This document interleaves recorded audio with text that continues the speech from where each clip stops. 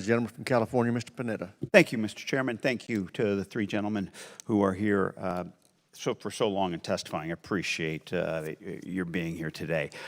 Secretary Austin, I want to thank you for your focus on naval innovation. On one hand, we've demonstrated how investing early in innovative technology enables us to deter advanced threats through our successful operations in the Red Sea. On the other hand, though, Ukraine can demonstrate our lack of flexibility in being able to support rapid innovation.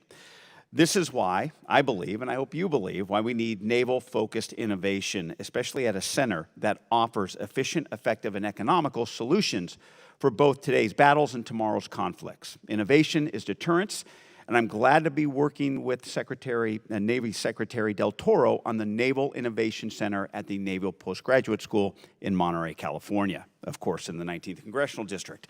This center will leverage the private sector and DoD innovation hubs by merging them with the MPS's students to address strategic competition and irregular warfare in a collaborative and classified setting. I look forward to working together on the NIC with you in coming years to provide innovative solutions quickly and at scale. Now, moving on, but keeping focus on providing solutions at speed, I'm concerned about the recent developments in the Sahel, a region that I've termed, and I've heard termed before, as the déjà coups. Understandably, considering there's been 8 military takeovers since 2020 in basically an area that really is a hotbed of terrorism. It is becoming a danger to the United States. I said in a recent hearing when General Langley sat right where you were at, that we are at an inflection point when it comes to the Sahel. We're either going to double down or we fold. Right now, it looks like we're going to be folding, but we're at a standstill. And we're trying to figure out how we can play that next hand, understandably so. We saw in Niger that we're drafting plans to withdraw about 1,000 U.S. troops after failed attempts to revise our military agreements. It's not just a trend of Niger's military junta kicking out U.S. partners, including France and the EU.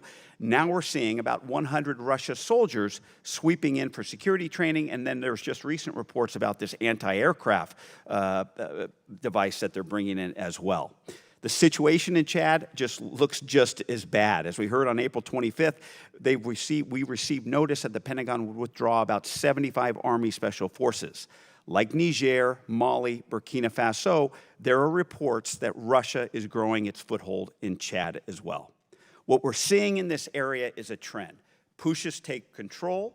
They oust Western security partners, they invite Russians in, and there's a resurgence of VEOs and terrorist attacks. It literally is becoming one of the most dangerous stretches of territory in the world.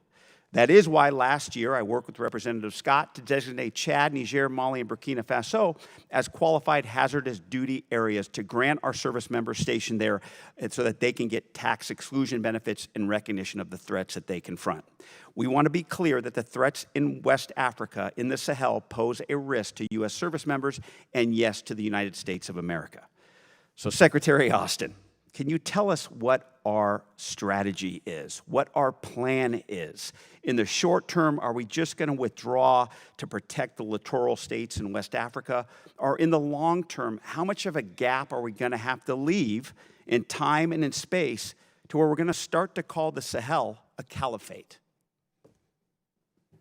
Thank you, sir. We know that terrorism thrives in ungoverned spaces. And for that reason, our approach throughout has been to help countries develop a capability to defend their territory, and that will decrease the ability for terrorists to operate in those spaces and export terror. In order to do that, though, we have to have a reliable partner. Now, following the coup in 23. The coup in Niger? That's right. Yeah. That's right. We've been encouraging the junta to conduct free and fair elections like they said they were going to do early on. They've not done that and have no intent on doing that as far as we can tell. And so if we don't have a reliable partner to work with, then it's very difficult for us to do the work that we know it needs to be. We will always lead with our values. Agree with you. I'm going to be out of time. I just hope that we can continue to talk about a strategy for that area. Thank you, Mr. Chairman. I yield back.